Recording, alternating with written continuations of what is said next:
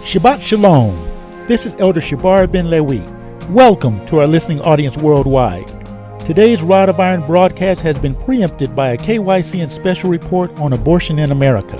Sit back, relax, and pay close attention, for you're about to hear a powerful word of divine judgment coming upon the United States of America. A Kycn special report, Abortion in America, the Judgment. Don't forget to like, subscribe, and hit the bell icon. At the end, comment and let us know what you think.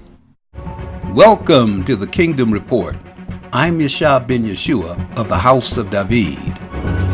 In the name of Yahweh Elohim, King of the universe, and Yeshua HaMashiach, also known as Jesus the Christ, Shabbat Shalom. This week, Kycn Radio presents a special report on abortion in America.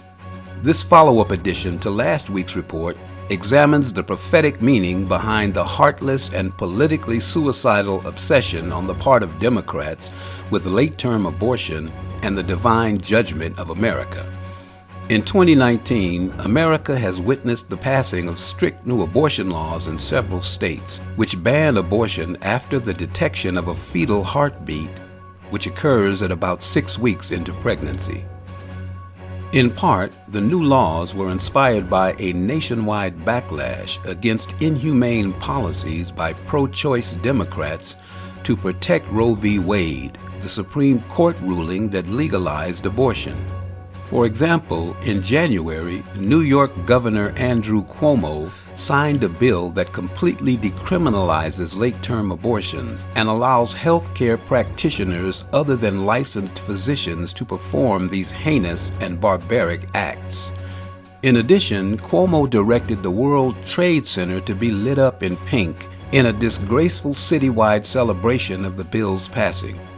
And in February, Governor Ralph Northam of Virginia stated publicly that he finds nothing wrong with post-birth abortion or killing a newborn who is breathing on its own and thus no threat to the mother, as long as the parents and the attending physician agree on the taking of that new life. Up until recently, all new state abortion bans have been signed into law by Republican governors. But last month's signing of a so-called heartbeat abortion ban by Louisiana Governor Bel Edwards has created a new challenge for pro-choice advocates. Edwards, a self-described pro-life Democrat, stated that his faith was his reason for signing the new bill into law, and that his view on abortion is in keeping with those of his conservative Democrat constituents in Louisiana. Jonathan Seri of Fox News reports on the controversy.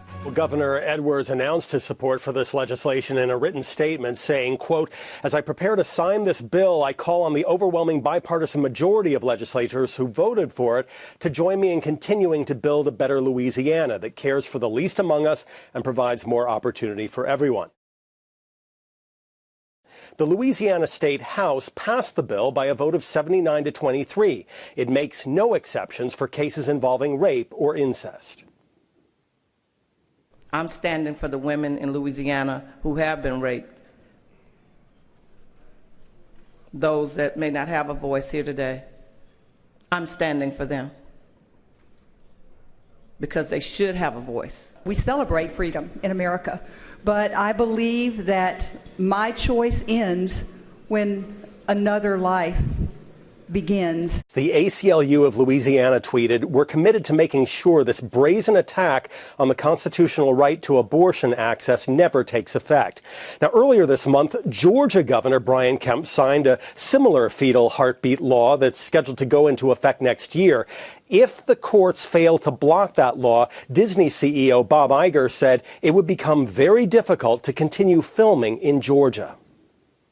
Many people who work for us will not want to work there, and we'll have to heed their wishes in that regard. And as Variety first reported and Fox News can now confirm, Netflix's chief content officer, Ted Sarandos, said his company would have to rethink its investment in Georgia if that state's abortion law takes effect.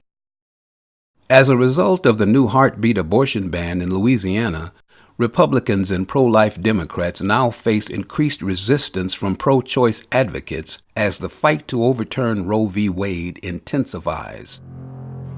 These are some very critical new developments in this struggle. In promoting the pro-abortion position, a primary tactic on the part of Democrats is to frame the debate within the context of, quote, a woman's right to choose. This is a very misleading way of describing late-term and post-birth abortion because it characterizes infanticide as a matter of women's rights. This shrewd tactic on the part of Democrats historically to create public sympathy is nothing more than narcissistic manipulation coming from the left, because they realize that the majority of the voting public are female and are empathetic, especially when it comes to issues having to do with family. So appealing to their emotions in that way opens the door to persuading these voters to overlook the brutality and inhumanity of abortion. The truth is, the decision to abort a fetus or to execute an infant has as much to do with men and children as it does with women. The last time I checked, women are impregnated by the seed that comes from a man. And the fetus is, in fact, a child. Psalm 22 and verse 10 says, I was cast upon thee from the womb. Thou art my God from my mother's belly. A few days ago, I heard Brother Brandon Tatum, a well-known young conservative who happens to be, quote, African American, express the issue this way. He said, if an embryo or a fetus is just a bunch of cells, then why do people have baby showers? Great point. People don't have cell showers. People don't have protoplasm showers. They know that a baby is in the womb.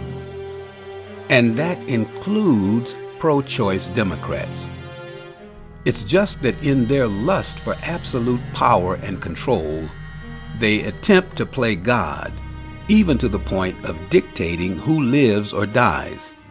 This foolishness has to end, and end it will. So at the end of the day, despite the pro-choice Democrats' claim to be the champions of women's rights, the term a woman's right to choose is itself divisive. It tends to separate couples and families, which in reality is about as anti-woman as a person can be.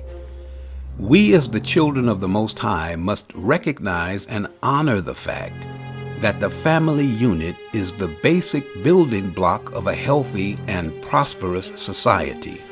And this divisiveness coming from the far left is in actuality an attack on the family itself.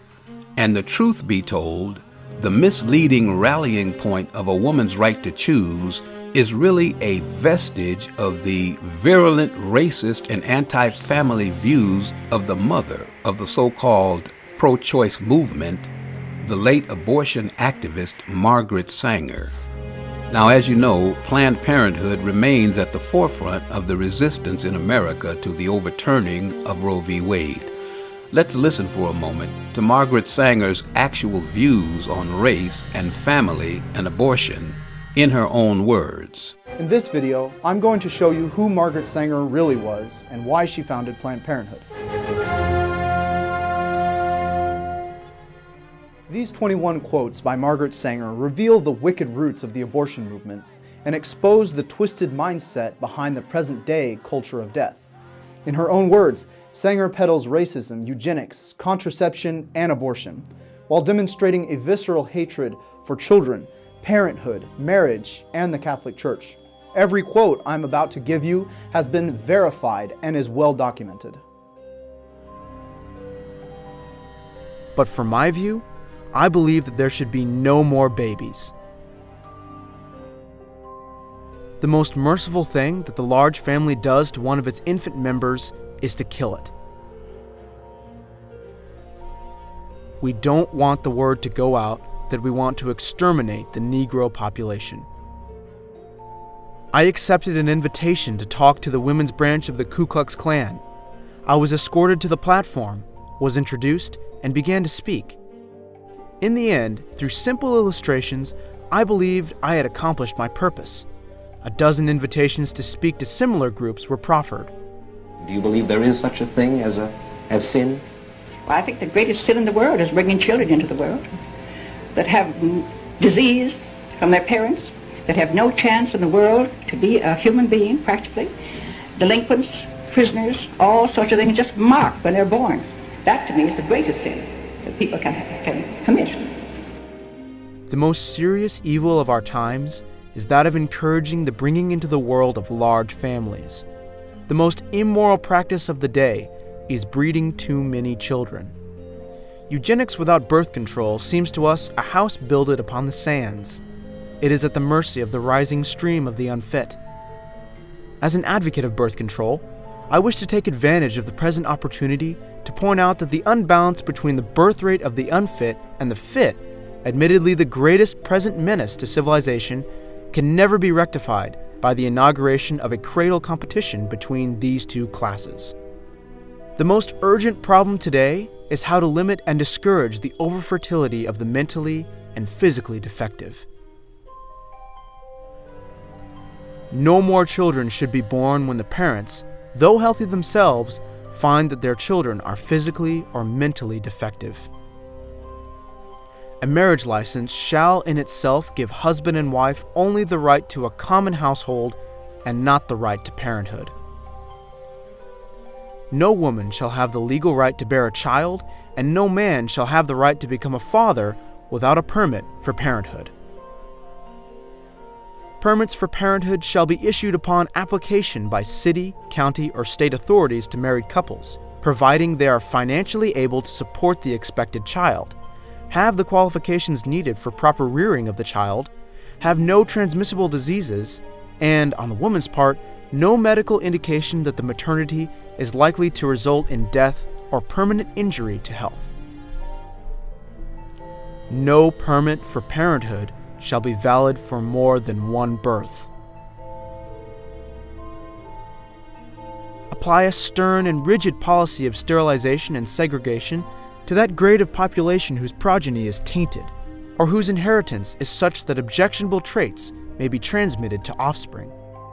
These two words, birth control, sum up our whole philosophy.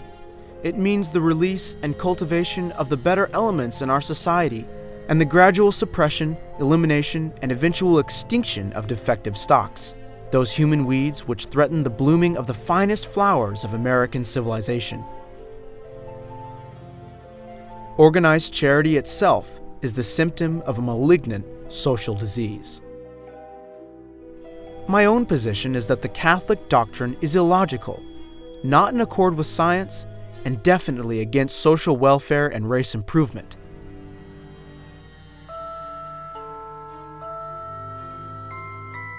All of our problems are the result of overbreeding among the working class. Knowledge of birth control is essentially moral. Its general, though prudent practice must lead to a higher individuality and ultimately to a cleaner race. Feeble-mindedness perpetuates itself from the ranks of those who are blandly indifferent to their racial responsibilities. And it is largely this type of humanity we are now drawing upon to populate our world for the generations to come. In this orgy of multiplying and replenishing the earth, this type is pari passu multiplying and perpetuating those direst evils in which we must, if civilization is to survive, extirpate by the very roots.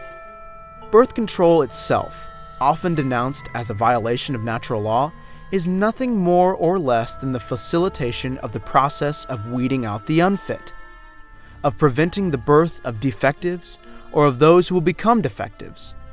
If we are to make racial progress, this development of womanhood must precede motherhood in every individual woman.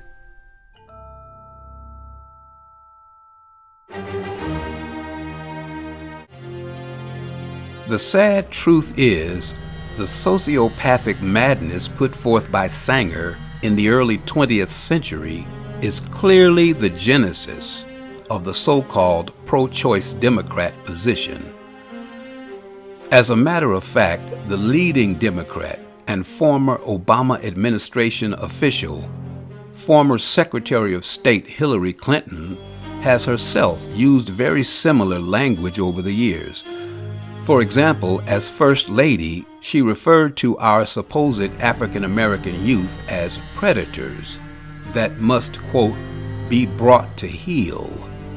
And of course, her reference during the 2016 presidential campaign to many of her opponent's supporters as, quote, a basket of deplorables is clearly in lockstep with the sociopathic views of her hero and role model, the late Margaret Sanger.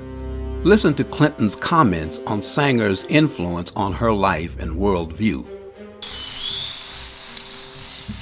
Well, thank you so much. It's great to be back in Houston with so many friends and to have an opportunity to participate in the Planned Parenthood annual meeting.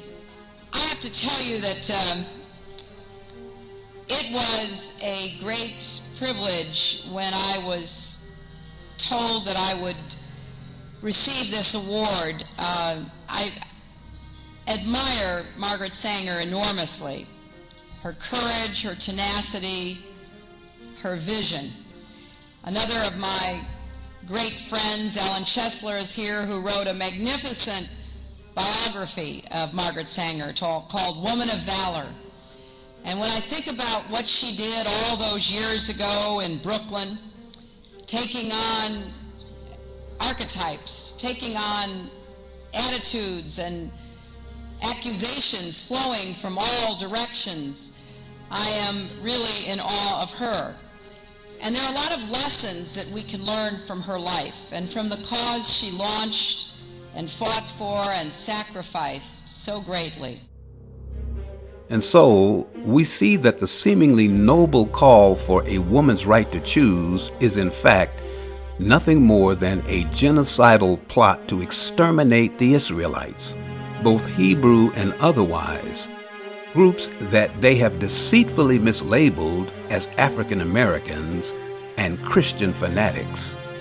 And prophetically speaking, these hidden goals are directly under the demonic influence of a fallen spirit belonging to the forces of Satan that took hold in ancient Egypt and has sought over the centuries to exterminate the children of the promise.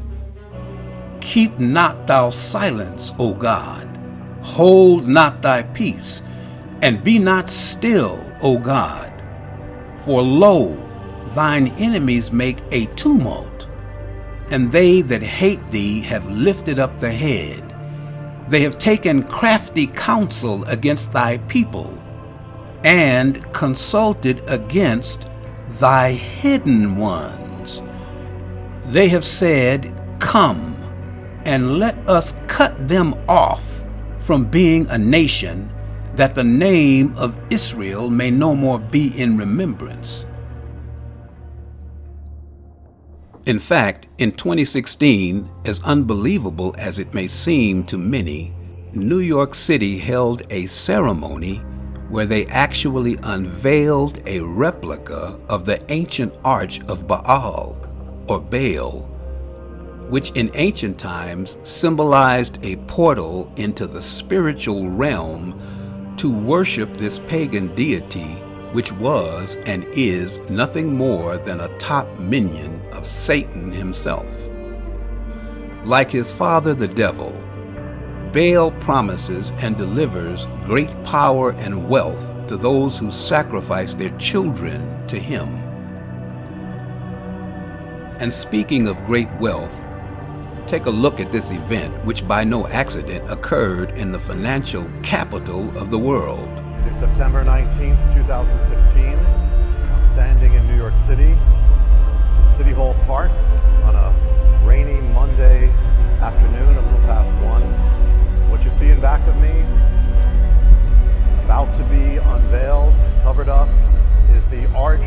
led to the temple of Bel. In a moment, they're going to have a ceremony, they're going to unveil it, and there'll be American leaders here, and what you will see on American soil is the sign of Bel.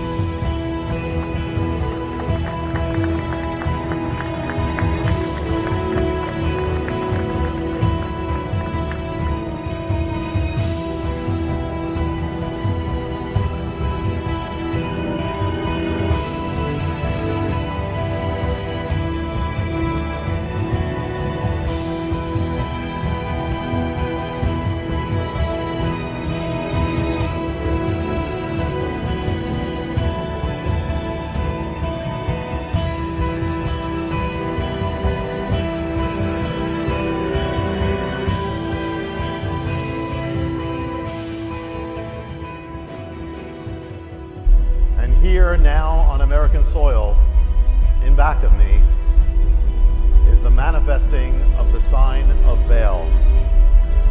This is a reproduction of the arch that stood in Syria that led to the temple of Bel, the arch through which the worshippers of Bel would go to worship their God, the God of Israel's apostasy. Bel in America. Is this a coincidence? Absolutely not. No word for coincidence even exists in the Hebrew language. The prophetic truth of the matter is that this cult-like obsession with abortion on the part of Democrats can only be explained within the context of this ancient practice. Like the worship of the God of Abraham, Isaac, and Jacob continues to exist in the modern world. Now, some say that as a result of the sacrifice of tens of millions of babies through abortion, human trafficking, organ harvesting, pedophilia, and other unspeakable atrocities, America as a whole is the new Babylon and is doomed to total destruction. And certainly the history of the Democrat Party understandably adds fuel to this very common prophetic error. But the true history of the Republican Party, which was founded in 1854 for the express purpose of freeing the slaves, clearly demonstrates that a just and upright people have coexisted in America right along with those elements who are, in fact, spiritual Babylonians, and who are, in fact, headed for divine judgment. This truth has been deliberately hidden up until this point by the blame-shifting Democrats who have been anti-black, anti-Jewish, and anti-Republican from their inception. Concerning America in prophecy, Yeshayahu Isaiah chapter 18 sets forth this prophetic view. Woe to the land shadowing with wings. Now it's interesting that the symbol of America is the eagle, which is beyond the rivers of Ethiopia. Now in ancient times, Ethiopia was used as a phrase that referred to the whole of Africa, or the land of Ham. Then beyond Africa, of course, is the Pacific Ocean and the Western Hemisphere, that sendeth ambassadors by the sea, even in vessels of bulrushes upon the waters, saying, Go, ye swift messengers, to a nation scattered and peeled, to a people terrible from their beginning hitherto, a nation meted out and trodden down, whose land the rivers have spoiled. The reality is that as far back as the 9th century BC, King Solomon, along with the Phoenicians, were engaged in trade with people in the Americas. And he even colonized America as far as California and the West Coast. And certainly the discovery of the inscriptions at Los Lobos, New Mexico, for example, clearly is representative of historical evidence of the presence of the ancient Israelites in what is now called America. To a people terrible, meaning feared from their beginning, a nation meted out and trodden down. Now in Hebrew that refers to highly developed, which America clearly is, and whose land the rivers have spoiled. Now the Hebrew says the river has spoiled. And this could be a reference to the way the Mississippi divides America, because to the west of the Mississippi is much less developed, with the exception of California, of course. Verse 3 says, "All ye inhabitants of the world, and dwellers upon the earth, see ye, when he lifteth up an ensign on the mountains, and when he bloweth a trumpet, hear ye." And so this is referencing a nation that the whole world takes heed to. And certainly that's America. I mean, when America sneezes, the world catches a cold. And so clearly this is a reference to such a nation in the last days. "For so Yahweh said unto me, I will take my rest, and I will consider in my dwelling place, like a clear heat upon herbs, and like a cloud of dew in the heat of harvest.